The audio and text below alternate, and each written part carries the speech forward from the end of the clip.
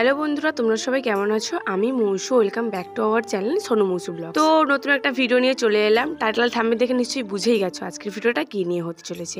আজকে আমরা ঘুরতে যাবো মেলাতে, ওইটাই তোমাদের সঙ্গে শেয়ার করব।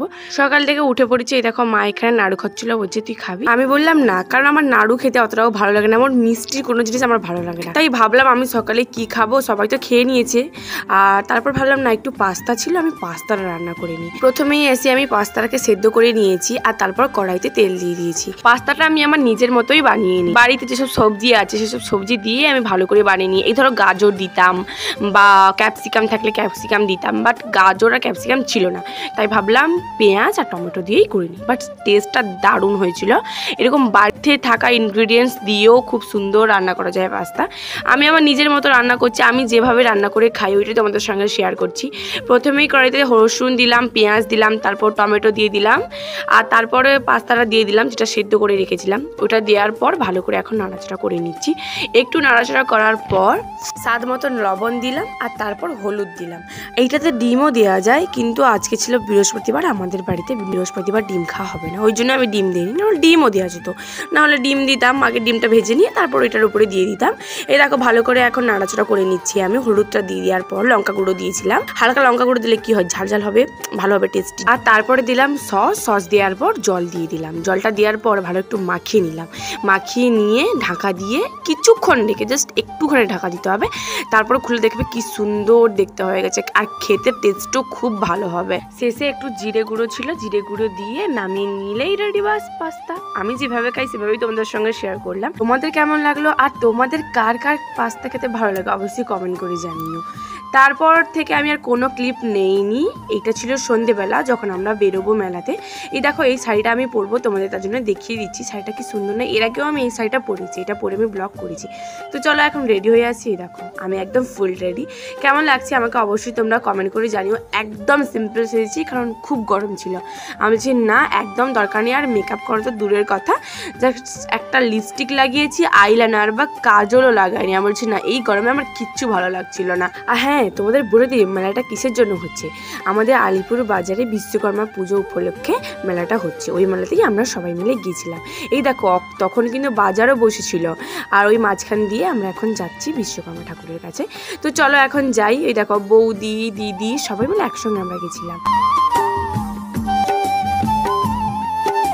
এবারে একটু আমরা ভেতরের দিকে ঢুকে এলাম। এখানে সবাই প্রণাম করবে, অনেকজন প্রণাম করছিল, আমরা দাঁড়িয়েছিলাম এরপরে প্রণাম করবো বলে। কারা কারাই আলিপুর বাজারে এসছো, যদি তোমরা কেউ আমার ভিডিওটা দেখে থাকো তাহলে তোমরা অবশ্যই আমাকে একটা কমেন্ট করো, তাহলে নিশ্চয়ই বুঝতে পারবো যে হ্যাঁ তোমরা ওই আলিপুর বাজারে পুজো দিতে এসেছিলে। তো এখন সবার প্রণাম করা কমপ্লিট। এই দেখো এখন ফটোশ্যুট করা স্টার্ট। তারপর আমরা চলে এলাম যেখানে আমাদের মেন উদ্দেশ্য, যেখানে গিয়ে সব জিনিস কিনতে হবে কি, তাই তো?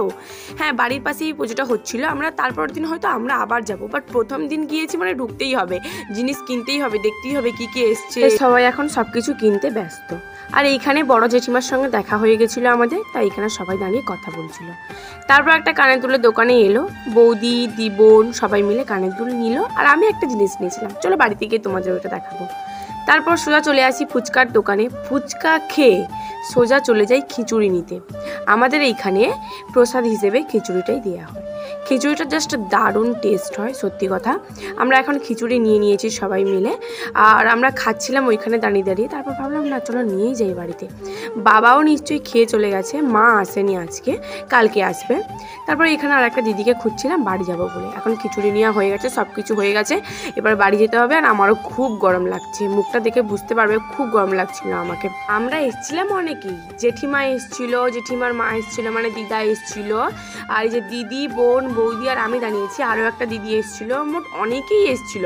বাট ভিড়ের মধ্যে কে যে কোথায় চলে যাচ্ছে তখন তাদেরকে তোলাও হয়নি ক্যামেরা। তো তারপর খিচুড়ি নিয়ে চলে এলাম বাড়িতে। আর এখন বাড়ি চলে এসেছি আমি।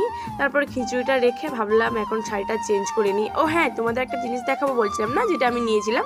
ওরা তো নিয়েছিল কানের দুল, আমি কিন্তু কানের দুল নেইনি। এই দেখো, এটা মাথায় মারতে হয়, পেছনে যে খোফা করলে না, ওইখানে মারতে হয়। খুব সুন্দর লাগছিল, 40 টাকা নিয়েছে। আমার তো খুব ভালো লাগছিল তাই কিনে নিয়েছি।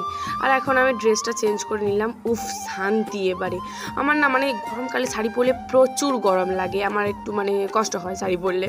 কত ভারী ভারী গয়না পরেছিলাম সব খুলে দিয়েছি এখন, এবার একটু শান্তি। এবার মা ডাক দিচ্ছে, বলছে আই খিচুড়ি খাবি আয়। বলছে হ্যাঁ এবার খিচুড়িটা খেয়ে নিই। আমি খিচুড়িটা খেয়ে থাকি। তোমরা চ্যানেলটাকে লাইক কমেন্ট শেয়ার সাবস্ক্রাইব করো। Tata bye.